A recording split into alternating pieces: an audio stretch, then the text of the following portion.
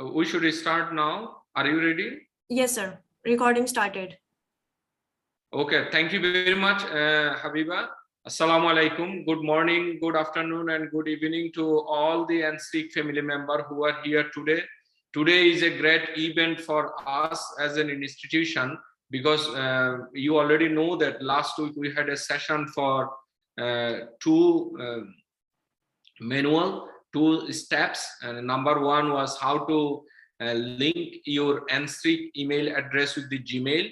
Number two was how to include you officially as a honorable faculty member, as a family member of NSTIC. So your faculty registration number is already with you who has done this. Now today this session will be opened up by Habiba for course registration.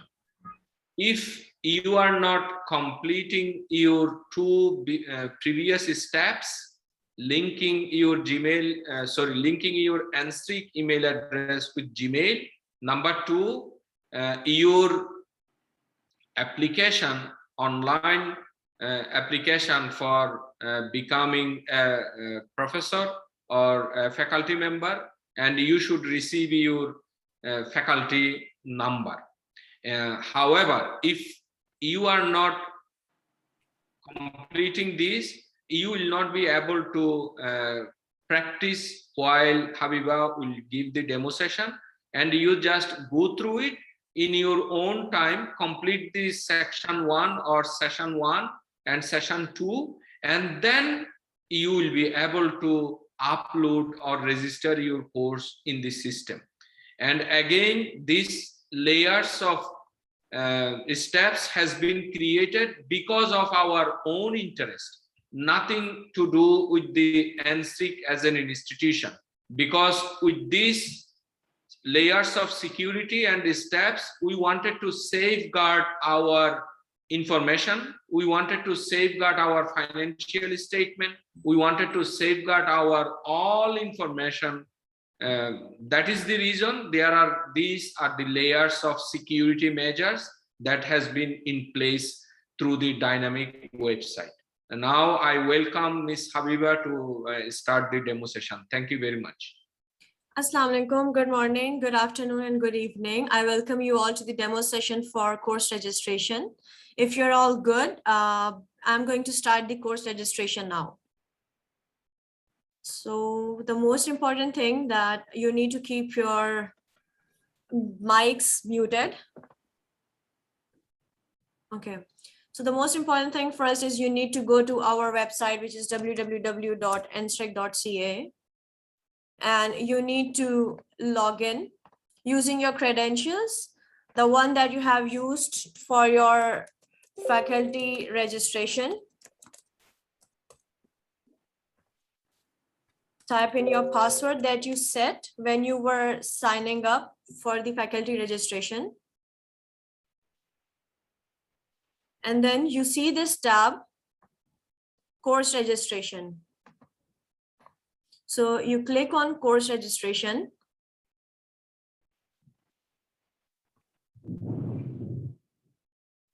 Okay. This is the course registration panel that will open for you. The most important thing, the most important step is to add the title of the course. Title of the course is going to be this way. Like for me, if I'm going to introduce my whole course, it should not be the introduction to the chapter. It should be the whole course, what your whole course is going to be about. If it is about programming, if it is about petroleum engineering, or if it is about accountings. So for me, I will write as an introduction to the Java programming. Okay. Or it can be the course code, like maybe it is a foundational course. So I will just name it Foundation 101 this way. So it's upon you how you want to name it. So I have named it this way. There is no standard one, but the name should be there, and then you can give the this code. But you will receive the course code by the system. So it's not necessary that you do it this way. It's just my way. But if you want to do it, you can do it, but it's not necessary. But this thing, what is your course going to be about? You need to name it the perfect way. It's the naming convention should be perfect. Then you need to select the classification of the course. Either it is advanced level courses, executive courses, foundation level courses, and what are the definition of the classification of courses is you are going to find it on our website, on our NSRIC website under services. So before you select the classification of the courses, please go and read it from our NSRIC website. What are these classification? What are the definition of these classification of courses are? So you are sure what you are going to offer to the students. So for me, it's maybe going to the foundation level courses, and then you select the field of study. So as you know that programming is going to be under computer science. So my field of study is going to be science. For you, it's going to be whatever you are going to offer your courses in whatever unit it is. It can be geology, history, whatever it is, but make sure it is the one, you're not making mistake here. Just make sure that. And then you're going to choose the area of study. For me, it is going to be computer science. Okay. And then this part is done. You see the asterisk, these are the most important part when you are registering your course. Then you come to the course settings. You need to select maximum students. By maximum students, you mean how many students you allow to enroll in your lecture. Okay, it can be 100, it can be 25, it can be just 10. But if you are making more than 25, I would recommend that you need to split your lectures, or you need to split your sections, so that you don't have a lot of students in one lectures, and your attention will be diverted to a lot of students. So it depends on you how many maximum students you allow to enroll in your courses, and it depends on your own capabilities. So let's say I just allow 25 students. And my difficulty level is going to be all levels. There is no such specification. Sir, you are muted in case you want to say something. Yeah, Habiba, may you allow me here? This is very important in terms of business or in terms of getting more student. I would suggest you allow maximum 200, 300, something in that level. When we get the more student, you as an instructor, along with the CEO office, we can immediately split it into different sections, which will allow you as a professor, as a teacher, to establish yourself quickly in the domain. So this is very important. 25 is the standard, but I would say allow 300, 400, 500, whatever it is. Then you can split it into section. What Habiba is saying is our standard class number. Thank you. Why don't we keep it open? No, if you keep it open, system will give you error. Yeah, if you just allow 0, it means no student. Zoom is about 100 too. Zoom classroom is about 100. Our strategy is maximum 50 actually, but we will see how it goes. We don't want to crowd the student. We want to commit ourselves with quality education. So this is what I said. If you have more than 25 students, you need to split your lectures. You're not going to attend your lectures in one go, like 200 students in one go. So you can just split it into 2 parts, so that if you have, suppose you have 200 students, you can have 100 in one lecture and 100 in other lecture. So you can split your lectures this way, and you are going to decide the difficulty levels, if it's going to be for all levels or just for beginners, professionals, or experts. So my course is for all levels.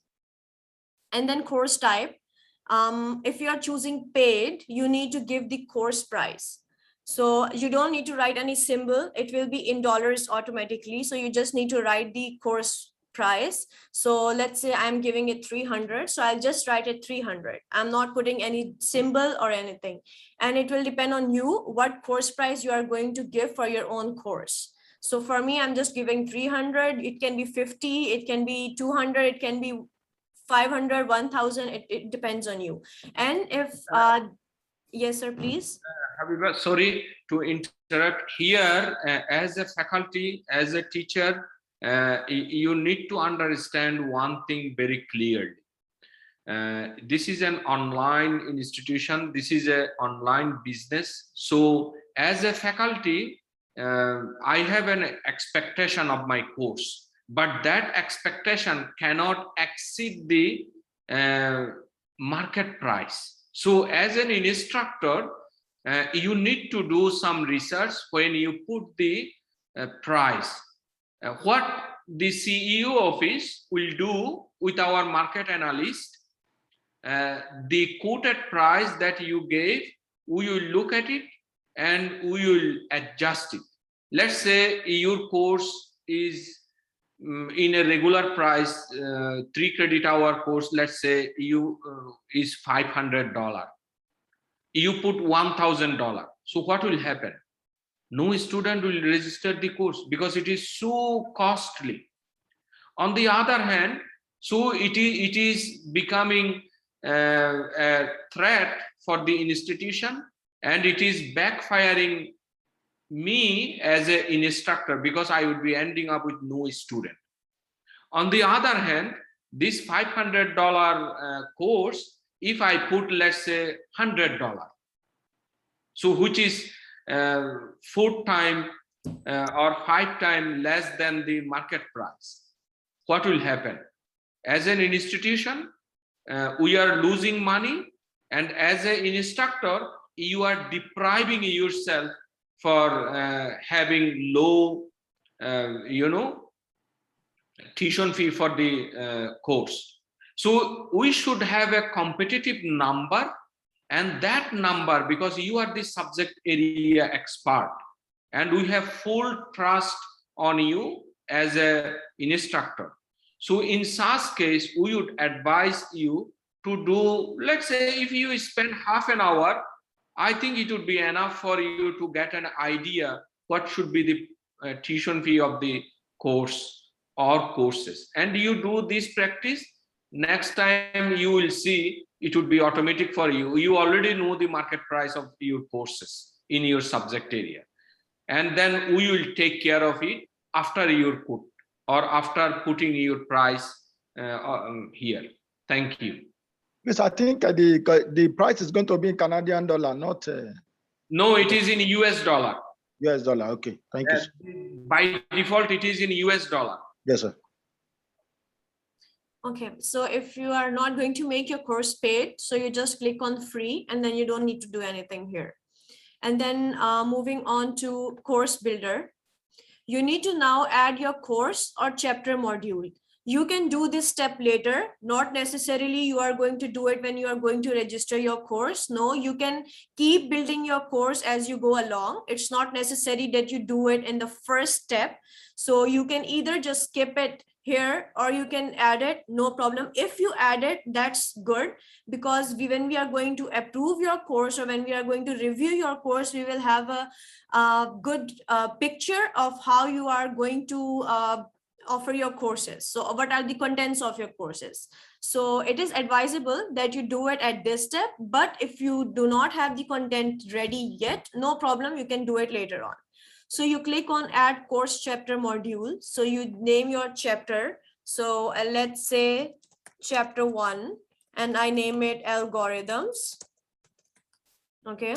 And then you give the summary, what your chapter 1 is going to talk about. Is it the, of course you have named it algorithms, but what exactly the algorithms and what are you going to offer in this chapter and what are the learning objectives? So you can just do it this way in the bullet points, like this chapter is going to cover the fundamentals of algorithms. So you just name it like, you just do it this way, number 2, number 3, so that it's easy for students to go through each one of the learning objectives of your chapter. And then you click on add topic. Once it's done, you can see that your chapter 1 algorithm is updated here. You can add lessons to it. Okay, so if you click on lesson, this page will appear here. You need to name your lesson title here. So it can be lesson 1 and whatever the name of the lesson. Or it can be either way, name of the lesson hyphen lesson 1. And then you are going to add media. Let's say you want to add any, let's say this, you want to add any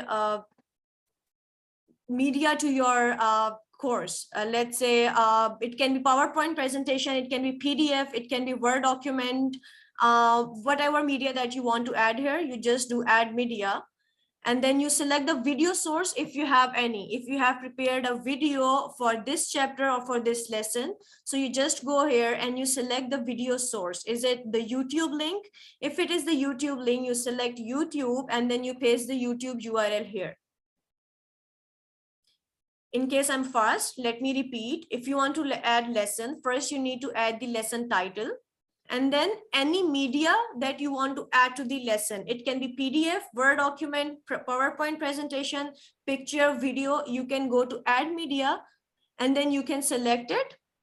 Then you come down to the video source. If you have a video source, it can be from your laptop also. So you just click HTML MP4. So you select this and you go to upload file. You click on select files. And then you choose the video wherever you have saved your video. And then it will be uploaded here. That's it. Once it's in case you have any more attachments to add, any more which we call helping materials for students, you can click on upload attachment and then again you select file and then you select it, let's say from NSTRIC folder. So you select where you have saved your course material and then you upload it here. Once it's done, you click on update lesson. Yes, Wanda? I just want to check, so you say that where you upload a presentation, but what if your presentation is part of the video, or the video is part of the presentation? Where will you upload it, under video or under presentation? It depends on you. You can upload both. You can upload like we do video also, and we provide the theory material also. So in case people do not want to watch the video again and again, so you can provide them the PowerPoint presentation. So they can just skim and scan through the PowerPoint presentation. So you can provide both, no problem. It depends on you. Yeah. Thank you. In And case you... sorry, Habiba, one more thing I wanted to add here for our instructors. I think the best way is to create your own YouTube channel. Excuse me, can you please switch off?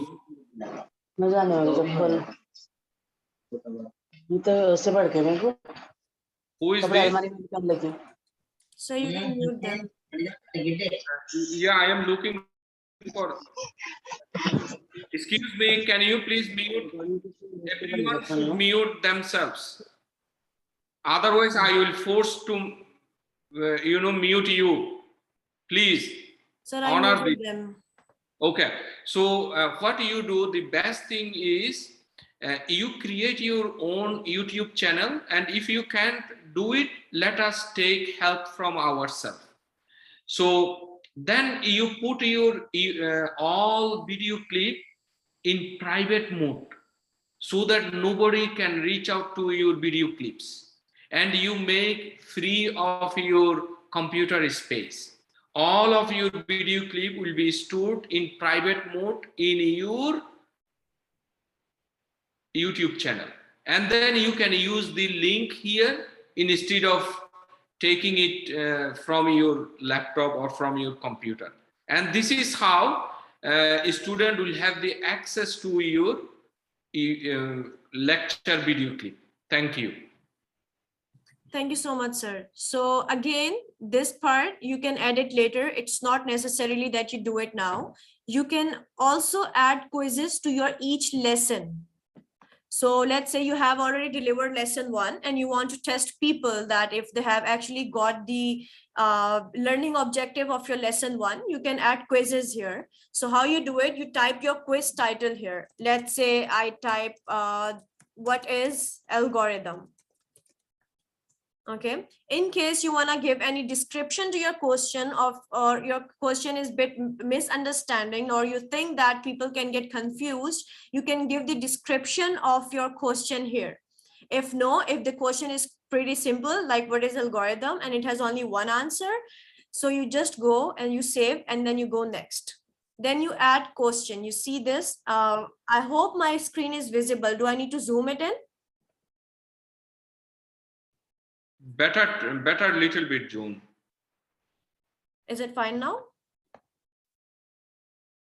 Okay, so you add question. You see this? You add question, the plus sign, you click here. And then you type in, write your question here. So you just say, what is, okay, I cannot see the screen this way. I make a mistake. Okay, you go to the quiz. So you basically write the title of your quiz. So since it is going to be quiz 1 for your lesson 1, so you just write quiz 1 for lesson 1 this way. And then you can give the description of the quiz if you want to, like what this quiz is going to be. Is it going to be multiple choice questions, or is it going to be short answer questions? If not, it's okay. You can just save and go next. And then you add a question here. So you write your question in this page. So now you write like, what is algorithms? Question mark. And then you type the question type. Is it going to be true and false?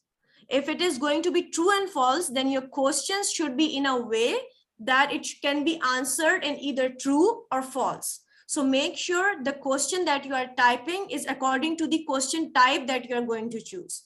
Is it going to be single choice, or is it going to be multiple choice? By single choice, that the question has only one answer. Or there can also be the question which has more than one answer. So you choose multiple choice questions. So another is it is open-ended or essay, where you want people to write summaries, like what is algorithm, and I want people to elaborate. So I choose open-ended or essay questions. It can be fill in the blanks, or rest all is locked. So from true and false to filling the blanks, you need to choose the question type. So for me, I want people to elaborate. So I'll choose open-ended questions, because this is what my question says. What is algorithm? So of course, for this, true and false will not appear. True and false will not be the appropriate one. So I'll choose open-ended essay questions. And of course, I want people to answer. So the answer is required. And I want it to randomize so that people don't cheat, like let's say, give me answer for question number 1. So it's not going to be the same questions for all the students. It's going to be the different questions. So you randomize the questions for every student. And then you need to decide the points for this answer. Since it is going to be open-ended questions and people are going to elaborate and they're going to provide essays, so I'll make it 3 points. If it is true and false, so 1 point for each. It depends on you. So if you want to display points, you can display the points, and you can describe your questions. As I have mentioned, if your question is confusing, or you think that people need more clearance of your question, you can just type the description here. And then it says that input an option for the questions. So of course, it is not filling the blanks. It is not true and false. It is not single choice. So you cannot add an option here. Then you click on save and continue. After this, if you want to add more question, you can add a question. And now it is not necessary for you to always choose the questions that is open-ended. Okay, question number 1, if it is open-ended, question number 2 can be true and false. So let's say I choose fill in the, and then people need to choose what people need to fill in the blank. So I'll choose here, fill in the blanks. And then answer required, yes. If you want to randomize, yes. Since it is going to be just one answer, so I'm keeping the points 1. You want to display the points, yeah. And then question title, input options for the questions and select the correct answer. So make sure to use the dash variable in your questions title to show the blank in your question. You can use, so fill in the dash so that people know that this thing needs to be filled out. So you choose the correct answer. So the correct answer is going to be fill in the blank. So what our system will do, if the person who has written the answer is equal to the answer that I have given here, it will automatically give the answer correct. It will automatically assign them 1 mark. So for open-ended question, it can change, of course. People are not going to write the same answer, otherwise that's a cheating. But then for true and false, fill in the blanks, the answer is going to be 1 and the same. So then you save answer, and then you save and continue. Again, you can keep adding your questions like this. When you are done, you click on next. You're not going to set your time limit for the quiz. If it is going to be, you need to decide how many questions have you provided. If you have provided 10 questions and they are multiple, like open-ended question, if it is for 3 marks, it should take 3 minutes to actually answer the questions. Because they need to elaborate, it takes more time. So you need to decide what time limit you are going to provide. Let's say I'm giving 20 and you select minutes, seconds, hours, days, weeks. So I'm choosing minutes. And then if you can also hide the quiz time, or you can display it. So I want to hide the quiz time. Okay, I want to display it. And then you can decide the quiz feedback mode. If it is going to be default, by default, it means that answer will be shown right after the quiz is finished. So if you want people to know the answers right after the quiz is finished, you can choose the default mode. Retry mode means unlimited attempts on each question. And then reveal mode, show result after the attempt. Right after a person answers a question, the answer will be given to them. Answer will be revealed to them. So basically, I choose default, which means that answer will be shown after they have finished their quiz. And the attempts allowed, how many attempts you allow your students to take for the quiz. So let's say I'm allowing them just 1 quiz.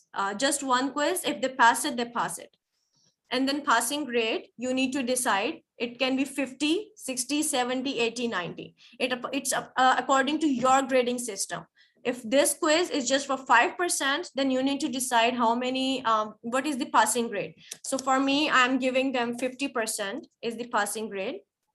And then how many questions are they allowed to answer? Let's say there are 10 questions and you want them to answer 8, any 8 questions. So you just type in 8. Or you want to answer them all the 10 questions. So then you select 10 and then you save it. It's done. Once you save it, you just cross here and then you can see your lesson, and you can see, I made a mistake here. Let me delete this. You can see your lesson chapter, your lessons in your chapter 1, and then quiz in your lesson 2. Now you can repeat this process. Let's say lesson 2 for chapter 1, and then you can add quiz 2 for lesson 2, or you can add another quiz. Let's say quiz 2 lesson 2. So it depends on you, how you are setting your content, how you are setting your lessons. In case you want to add more chapter, so you don't click on lesson, you click on add course chapter here. If you want to add 1 more chapter, I'm not talking about the lesson, you don't click on lessons. Lessons will add content to your chapter 1. If you want to add more chapter, you need to click here to add chapter to your courses. So you click here and again you type chapter 2 and the name of your chapter. Whatever you have named it this way, just follow the same way, the same format. And then you just click add topic after writing this summary. And then you can do the same thing. You can keep adding your lessons. Okay, if you see that, oh, where is your lesson? Where is your quiz? You can click on the drop down menu and then you can see this stuff. Your quiz and your lesson is added here. Now moving on, this is how you add your course, chapter, lessons, and quizzes. And I will repeat again, this is not a necessary step that you do when you are registering for courses. You can do it later when you are preparing your courses or during your course delivery. But we appreciate it if you are doing it firstly. So now you are now going to decide your total course duration. How long is your course going to take? let's say it's going to take in like 36 hours, 35 hours in total, not your one course, your one chapter, or your one video. No, the whole course duration. So maybe it's going to take 35 hours or 36 hours, which means 2 days. So you're going to specify here according to your course, according to how you evaluate your course, how much time it is going to take. So you write it here. In case you are more specified, you can specify your minutes and seconds. Normally you just write hours, so it's hours. Then the most important thing that people look for is for the benefits of the courses.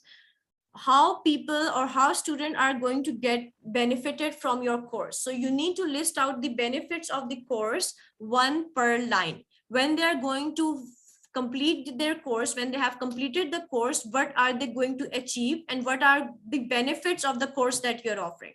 So you do it this way. Let's say people will have quite a clear understanding of the fundamentals of Java.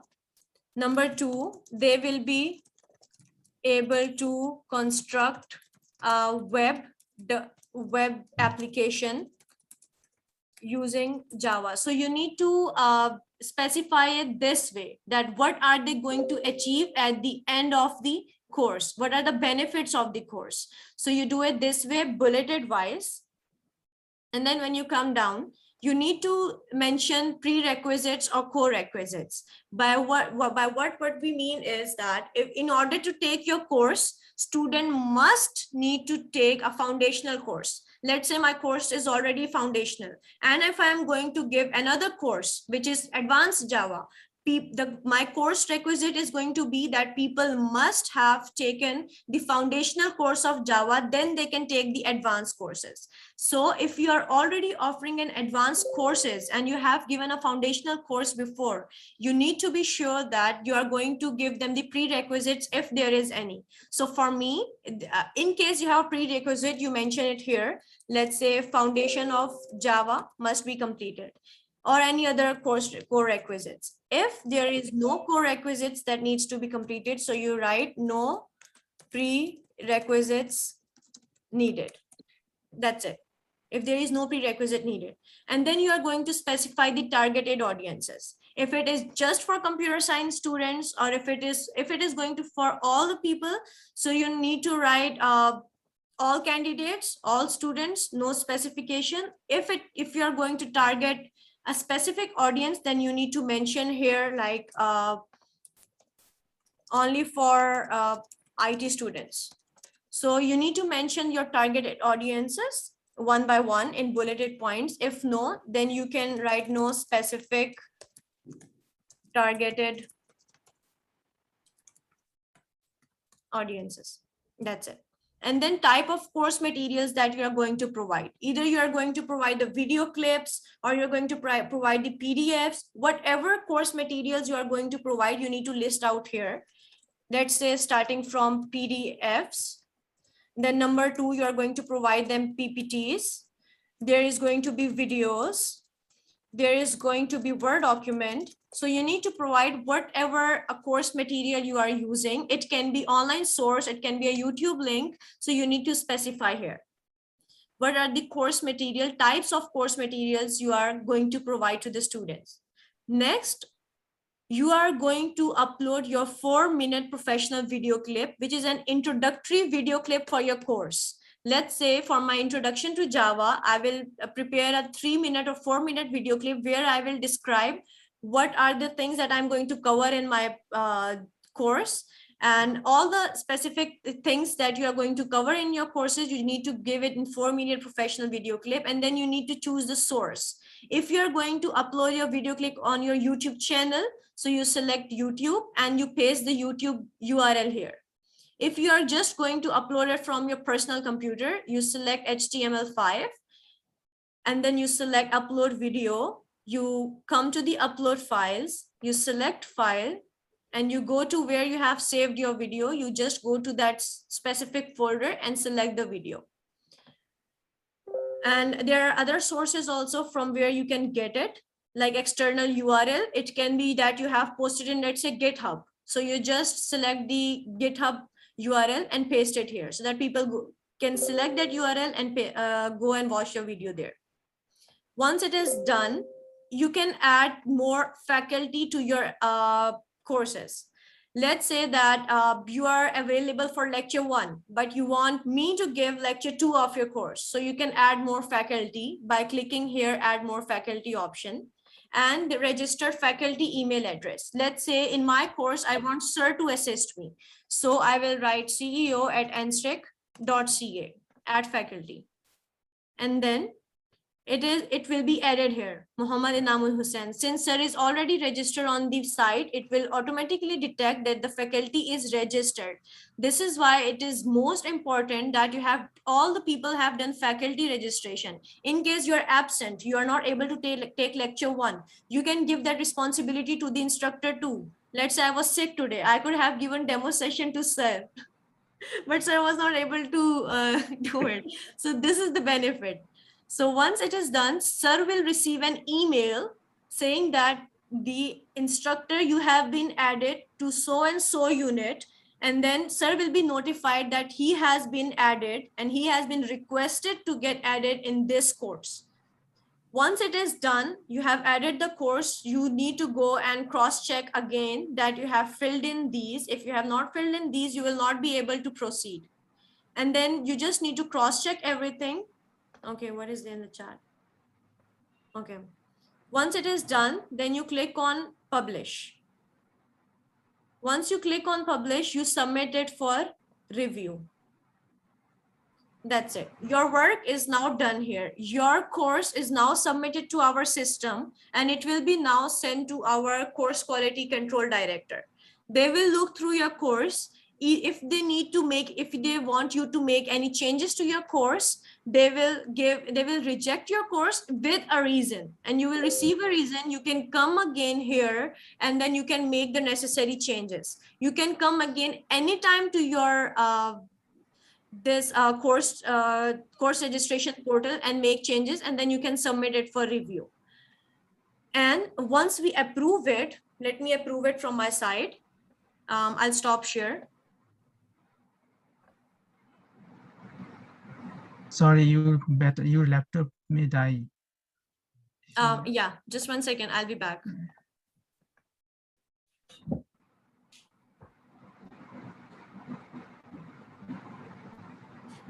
So as I mentioned, this NSTEC website is very dynamic website. Normally in any school, or specifically if I say my experience in university education system, normally university uses many software, many outsource software to manage the course online. For example, I was using Blackboard. Many of us may be aware of that software, which is mostly used in university level to have this all activity done online course administration. But for us, through this website, through this system, it's a very dynamic, very secured website. All are done in one shot. And that's what Habiba is doing. Thank you very much. Yes, sir, I'm approving it from my side.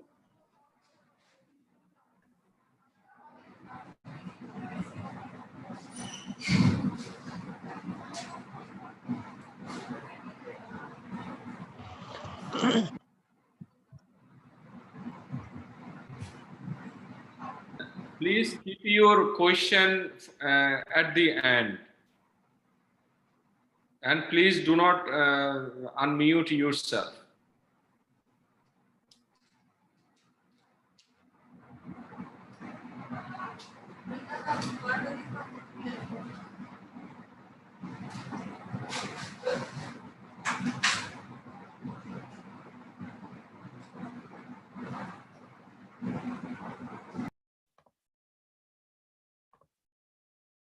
Okay, I'm going to start share now. Okay, so I have approved the course that I have just updated. So you will receive an email saying that, hello, Habiba, congratulations, it is course published. We are pleased to inform that your recently uploaded courses has been approved and published.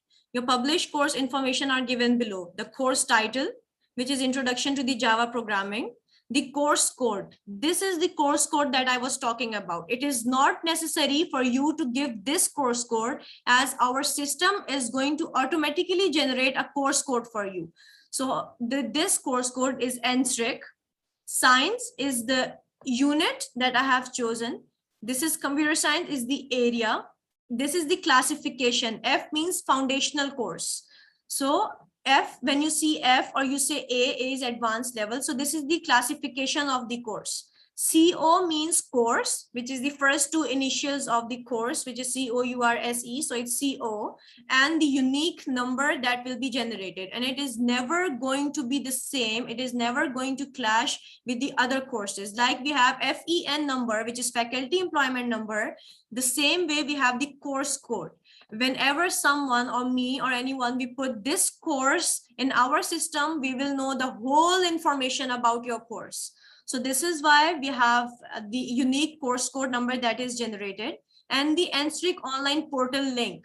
This is the link that you can use to advertise your own course, to give it to your students, or you can use, or the marketing team will be using this. So once you copy the link and you paste it here, it will take you to the overview of your course. You see, Introduction to the Java Programming. It is done by the instructor Habiba Zahid. The course level, all levels. The categories, it is under the science unit. It is going to be 36 hours long, and last updated, I have updated in August 7. Let's say you have made another change. So it will be updated August 8. So the new updated, this thing will be shown here. What will I learn? It will be highlighted here. People will have a quite clear understanding of the fundamentals of Java. They will be able to construct a web application using Java. So all the benefits that you listed there, it will be presented here. Then the topics for this course. The chapter 1 is going to be algorithms, chapter 2. So all the chapter lessons and quizzes will be displayed here. Again, it will show if it is a free course or a paid course. As I chose free, so it is showing free for me. If you have chosen paid, it will show the paid and the price of your course. People can click on enroll now. This is for students, not for you, not for the instructor. You are not going to enroll in your own course. So you don't need to click here. It is going to be the students. Requirements, we have mentioned that there is no specific requirements, no prerequisites or core requisites. Tag, it is a foundational level course. So foundational level students will, it is for them. When they see this, they will know, oh, this is my type of course. And targeted audience, we have specified that no specific targeted audience. So what, and there's an added instructor who is Muhammad Inamul Hussain. So they will also know that there's an added instructor. So there are going to be 2 instructors who are going to offer the course. So basically all this link is going to provide the overview of your whole course. And you can also give this link on our the social media. So people can click on Facebook and they can search your course. They can search the posters. And when they see it from there in Twitter, LinkedIn, Instagram, they can see it from there and they can come and get enrolled in your courses. So posters about your courses, you can give it on social media, and on your own social medias, you can tag NSRIC in it. So basically here is your work done. And as the moment we approve your course, it does not even take nanoseconds to show it in our system. So if you go to our system, let me show you nsric.ca. It does not take even a nanosecond to publish your course in our website. And you go to online education. It's here, Introduction to Java Programming, Habiba Zahid. Does not take much time. So people click this, get enrolled, and then they add to the cart. It does not take, like just now, I have added it and it shows here. That's it, done. You can even get it from e-courses. You can go to online courses and it will take you to the same page. So this is how we do it. I guess our chief technology is still working on the website, so it is under construction. So but you can see that you can see all levels. The tag is here. You can get enrolled from here, and people can even rate your course. So it will be rated accordingly how people are going to rate your courses. So this is it. You have seen that it just takes seconds to upload your course, publish your course on our website. So this is it from my side. Thank you very much, Habiba, for your wonderful presentation. I sincerely value your effort. I know for last almost 36 hours, you were not sleeping. You are restless for our school website. Our people, our family member will remember you with honor, you know, and you made a place in our heart, to be honest. And thank you very much. Now floor is open for question and answer session. So, I can take care. You can take rest. Sir, you can- Rhonda has a message that should there be a standard set by NSRIC for the fail mark instead of everyone decide by themselves? Yes, for the course code, like for the whole course, we are going to set it. If a student gets 40% in the whole course, they are failed. This is that we are going to decide. But under each components, let's say lesson 1, if they have, it's you who are going to decide. Maybe your assignment 1 is for 20%, but other people want to make it 25%. So you need to decide for each components. But the overall marks is decided by the NSRIC. I hope I answered your question. Yeah, and let me also add, actually, when it comes to the pass-fail, different institutions use different level or set marks.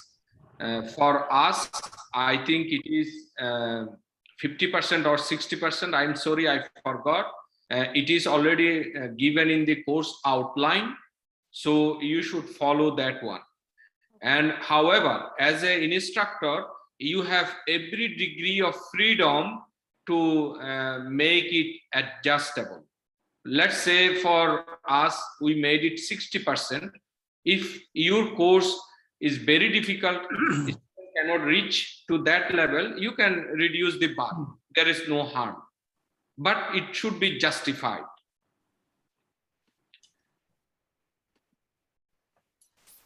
Of course, Sobia, is there any standard presentation slide, or we can use any pattern? No. As you already know that we have a specified template for course preparation. We have a specified template for course outline. Those would be available for the student. The reason we did it, we wanted to brand ourselves so that in the website, millions of people will be visiting. Now imagine, let's say we have 1,000 faculty members. Now each faculty member is using their own slide, own presentation, mode of communication with the student, then it would be a mess up. So a student will not be having an impression saying that, oh, what is this? So we wanted to unify it for everyone so that whenever they see a course with NSRIC logo, with NSRIC presentation slide, no one would have a doubt that it is from NSRIC, meaning we wanted to brand ourselves. So I urge everyone to utilize our template in that scenario. Another one, I will come to the people who are raising hand. For Maimuna, a student will be able to access the quiz after lesson on their, sorry, where it is? She already removed it? Oh no, sorry. On their own, or we will have to provide them access. I think, Habiba, you as an instructor will have the opportunity to set the date and time. So once the date and time will be popping up, it will be automatically going to the student server that you have a quiz, or you need to announce it for sure so that a student would be aware of. But on the day of the quiz or exam, at that time, a student will have the access to the server. Exactly.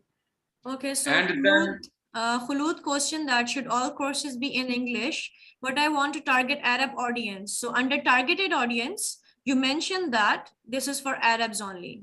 since the language is going to be in Arabic.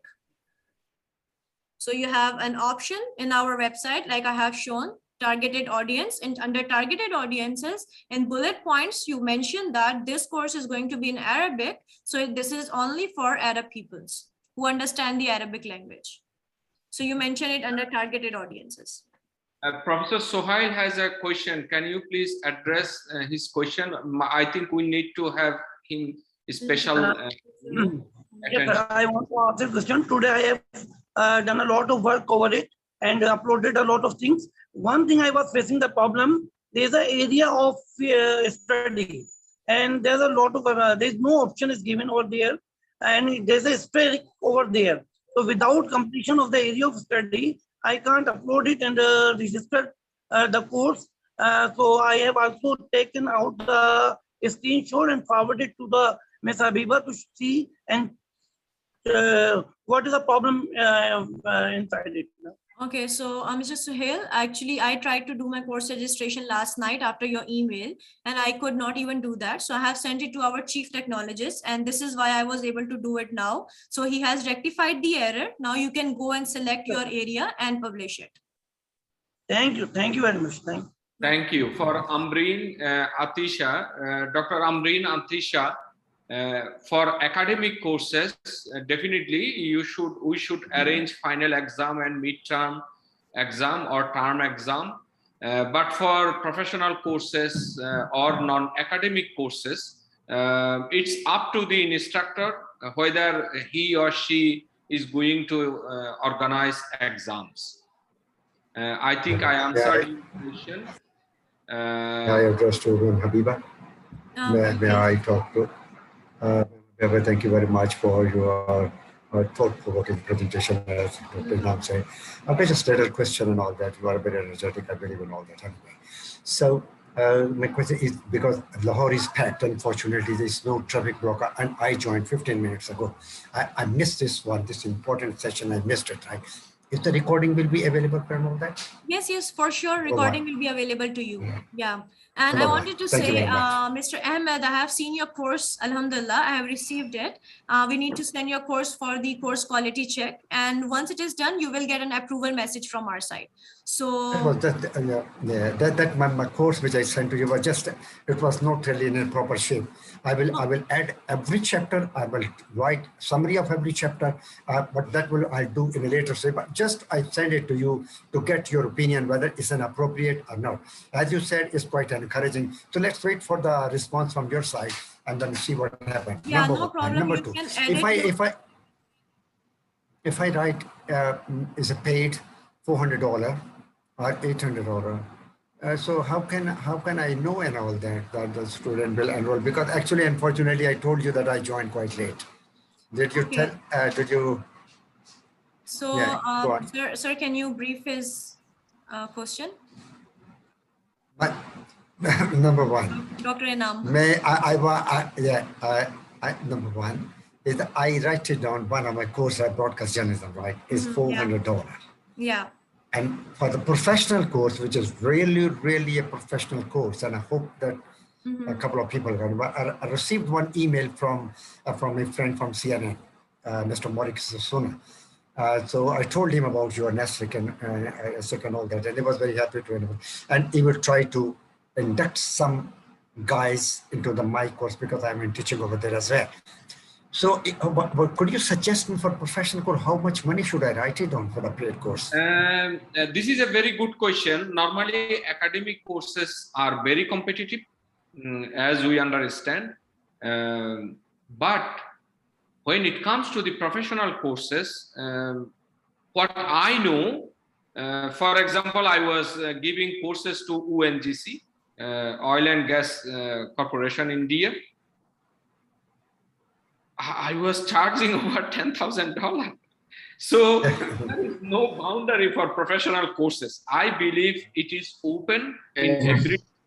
However, we are not here making that much, I would say, that much business out of it, because our principle is to serve the entire mankind. So I would urge our faculty member to look at that side also. Of course, professional courses in every discipline are very costly. There is Thank you very no. much. I'm clear, ma'am. Bye-bye. Thank you very much. Thank you, Dr. Inam. Yeah. Thank you. And And now, another- actually, Dr. Wallace are raising hand for quite a bit long. Yes, So yes. let me Let me see. Yes, unmuted. Just two questions. First of all, will this presentation be available so that we could, in our own time and at a pace that allows us to kind of absorb it? Will it be available at some location online or sent to us, or how will that go? That's one. And the other is when do we start? When is it? When our lectures, call it that, are supposed to begin? First of all, of course, as Habiba mentioned, the demo session would be edited, and then let's say in 1 week time it would be available for our current instructors and future instructors. I have to study it. Yeah. Number two, as you know, it's open. Anytime you can. Ready, as soon as it's ready.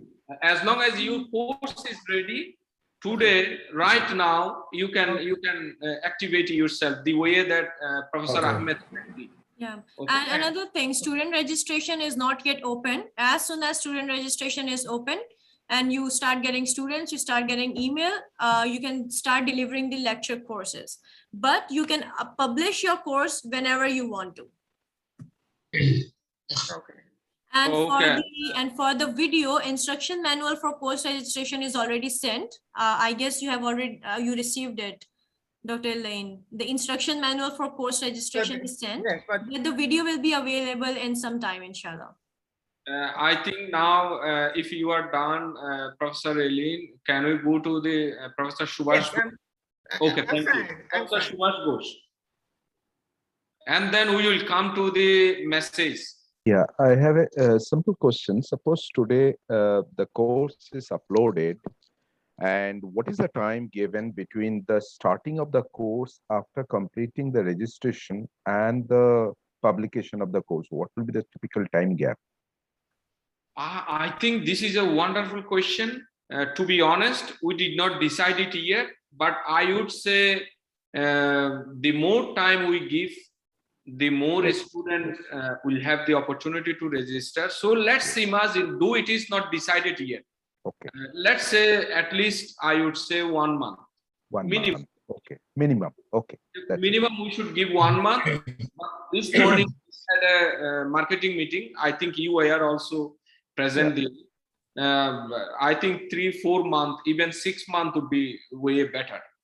Okay, that's all. So, And okay. just one small, there is a little bit problem with the network. So I want the recording of this one also, because I missed some portion of the presentation. Definitely. Yeah. Definitely. That's all. Okay. Thank you. Professor Shadat Karim. Yes, sir. I have only 2 questions to Habiba. Habiba, are you hearing me? Yeah, I can hear you. Yeah, just as per your course registration presentation is very well done, and just a one question to you. Once if we done or we submitted all the course registration, and is there any option or something like that? Your voice was lagging. Can you please repeat your question? Oh, you're not hearing me? Your voice was lagging. I'm sorry. Can you? Oh, repeat sorry, it? maybe it's internet problem. Yeah. So once we course building, once we put your all the data or all the course registration, fill up your system, and we submit the Yeah. website. Is there any option to recall it or edit or edit? Then we can submit again. You can always go back to your, okay, let me open it in my system and let me show it to you. How will it look in your system? Okay, before that, Habiba, you move forward. Benjamin, please. Yes, sir. My question is that I didn't notice, maybe she has said that the student has written his Q, I didn't notice if there is a column that so that the student will not be able to review after the student has submitted the MCQ. I hope the student will not be able to review the marks again, so that it will not it already be registered. Your voice actually was buffering, so if I understood correctly, are you trying to tell that a student who registered your course after course completion, he or she will not have the access to the course material? Am I right? No, the question is, if the student has finished the course and the student has written the question, has attempted the exam, and after the exam, immediately after the exam, the marks is being awarded, the student is supposed not to be able to review or go back to the question again. I didn't notice that if she said that. No, this is you who will dictate the system. Whether Okay, they would have the opportunity to review their exam or not. Okay. The system will have the opportunity, will have the option to give you the chance as an instructor which way you want to administer your exam.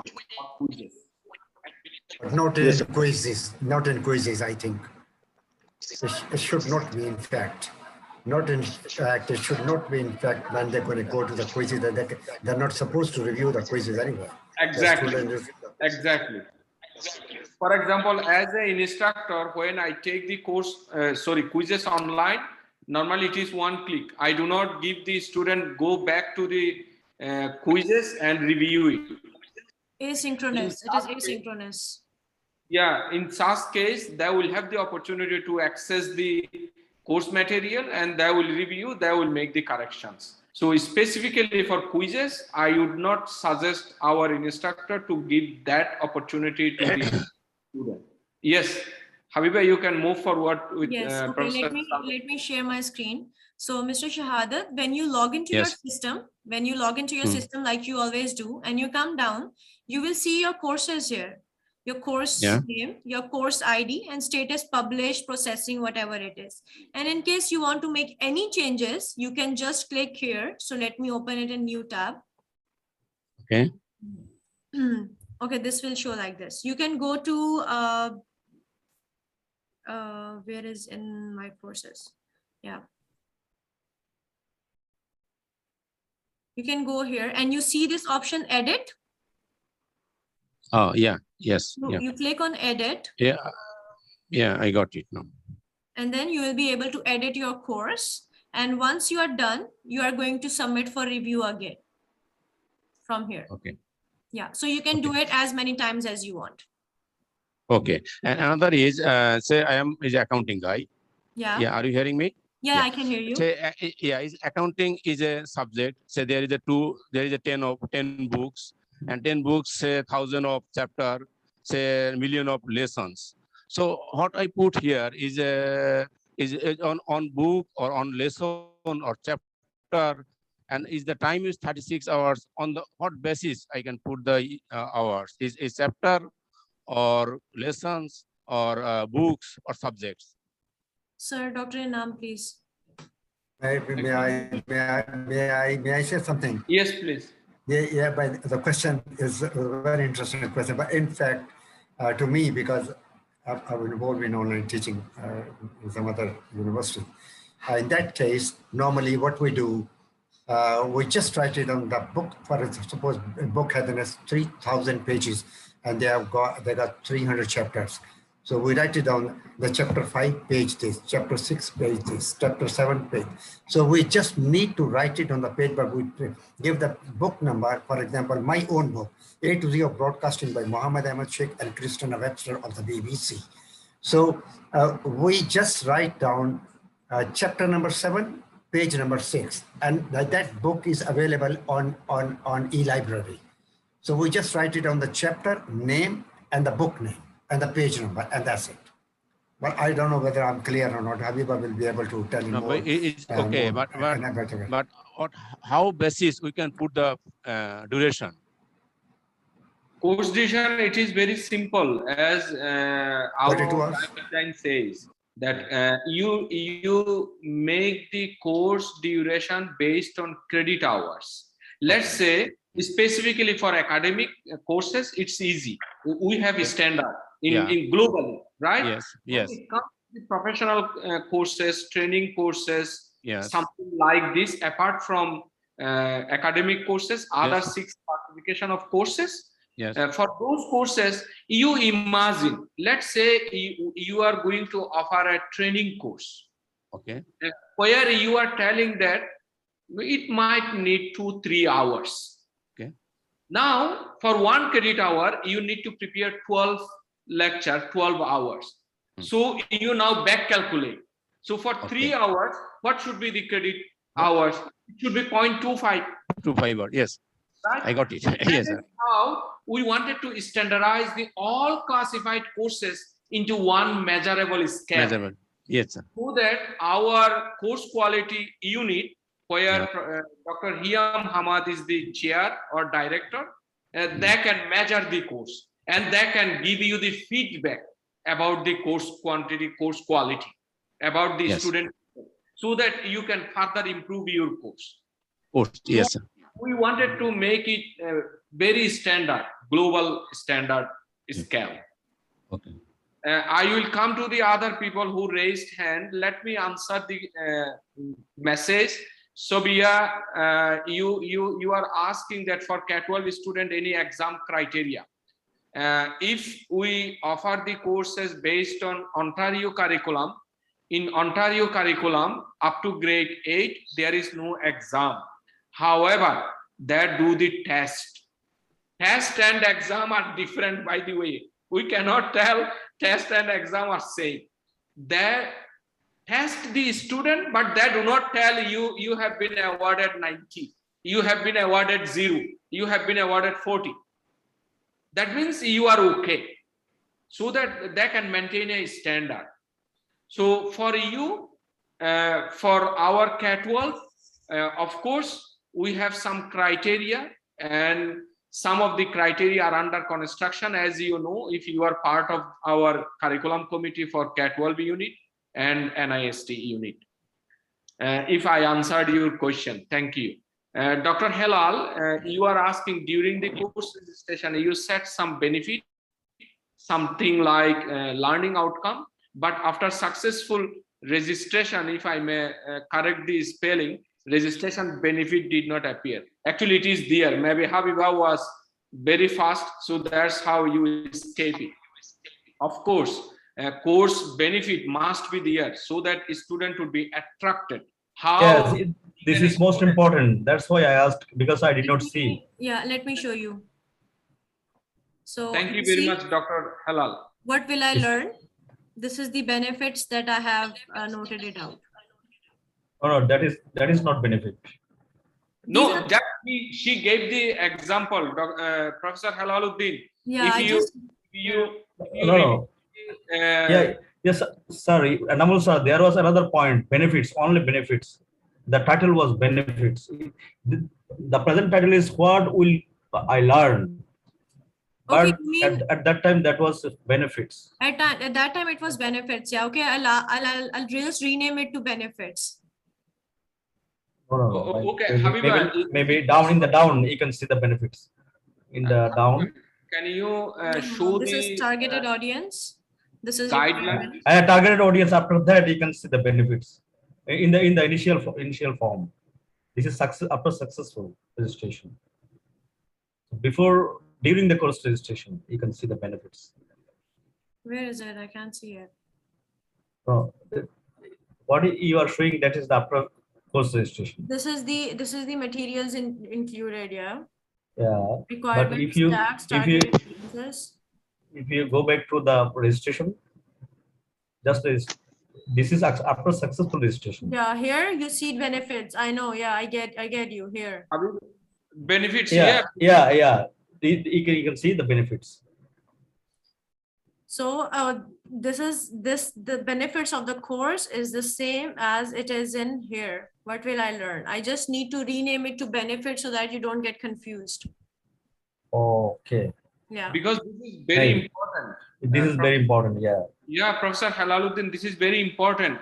That is how a student would be attracted to register the courses. Then or you can simply write learning outcomes. Yeah. Yeah. And I think, Habiba, by the way, can you please share the lesson 3, which we share with the instructors? And manual 3, you mean? Manual 3, sorry, manual 3. Sir, actually I'm recording, so I can't minimize the Zoom. Oh, okay. In that case, I will do it. Let me finish the questions. Dr. Reis Hamid, do we have to upload a video presentation after the course content are published, or we have to deliver the lecture online? Dr. Reis Hamid, this is a very good question. The answer is in our document. As a commitment for the student from the institution, we have 2 commitments when it comes to the deliverables. Number 1, you prepare a very high quality course material in presentation format, PPT slide, which is a template given to you. Number 2, you prepare the lecture video clip accordingly, so that a student would have opportunity to review the presentation slide in parallel, because when you give the lecture in video clip, you will explain what does it mean, which is not present in the, let's say, presentation slide. So a student would have both document. They have your lecture, they have your presentation. So they will prepare themselves and they would have good, really, this is my personal experience though. I saw this way a student gets too much motivated and they are on the course. Now, when it comes to the engagement of the student, this is another most important ingredient, which is a shortcoming of online teaching. So how we are going to minimize it? Accordingly, in the document, it is written that 1/3 of the course you give it live, though you already prepared the video clip. Why it is that? You or me as an instructor, I need to establish myself into the student domain, so that a student know me, that I am a professor, so that a student would be attracted by my live interaction with the student, because it's like a chain reaction. Let's say first course, I ended up with 5 students. If these 5 students are very happy on my course, they will themselves market me as a professor. Hey, you know, in NSTIC, there is a professor named Dr. Reis Hamid. He is so good professor. Please go and check whether he is offering a course or not. Our marketing team don't need to go for marketing. Your student will market yourself. That is the reason to overcome that shortcoming comparing with the physical, course offering in the classroom. We set a policy that if you have a, let's say, 3 credit hour course, you have 36 lecture, so 1/3 means 12. So every week you offer 2 lecture live, and those lecture would be like a question and answer session, like demo session, review session, so that you will have a direct communication with the student. And personally, I believe it or not, in my long experience, like you people here, I found this is the most effective way to conquer the heart of the student. And I can remember still my primary school teacher. Why? Because he conquered my heart. I can still, believe it or not, I worship my high school teacher, Babu Nandodulal Bhattacharya, because he changed my life. I ended up with thousands of teachers, professors, but barely I remember 3 or 4. I am telling honestly. So this is the responsibility of our instructor, to make that type of relationship with the student, and that will add serious value in your credential to establish yourself as a teacher. Thank you very much. And then do we have to send the course content for the review? Of course, yes. Initially, I would highly recommend all of us should send the course material to the department head. Who does not have the department head, directly send it to me. I will take care. And then we have course quality unit. Professor Hiam Hamad is the director for the course, and with her team, we will guide you. They will guide you 24/7. So it should be. And now let's say after a couple of trial, couple of course, you will know what is the state of the art.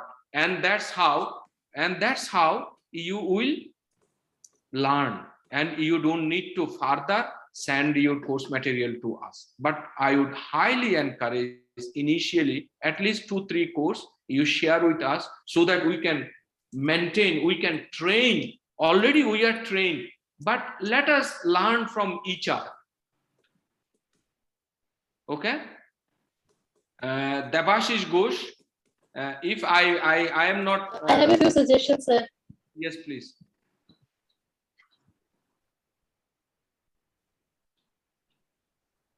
Sir, can I just, for the video clip that we are trying to make, so we can go about telling the learning objectives and the learning outcomes both. That would be covered as a summary. In the summary also, we can mention the learning objectives and the learning outcomes. That is one. Another is for the feedback. When we say you give a ranking to the course, we can ask them to give comments about the instructor and about the course also, open-ended, so that if, like you said, if somebody likes your course, they will attract students on their own. And the third is because most of the faculty members do not have the templates. So I think I would request Habiba to attach it on the Telegram so that all of us can use it. Thank you. Sure. Thank you. We'll do that. Thank you. We will send again, no harm. Yeah. Now, Debashish Ghosh, hello, sir. Sir, before that, can I take a leave? Please, go to the offline and take rest, please. Thank you so much, everyone. It was glad to have you here. Thank you. You have been working restless for 36 hours now. No problem. Please. Yeah. Debashish Ghosh, please make sure that you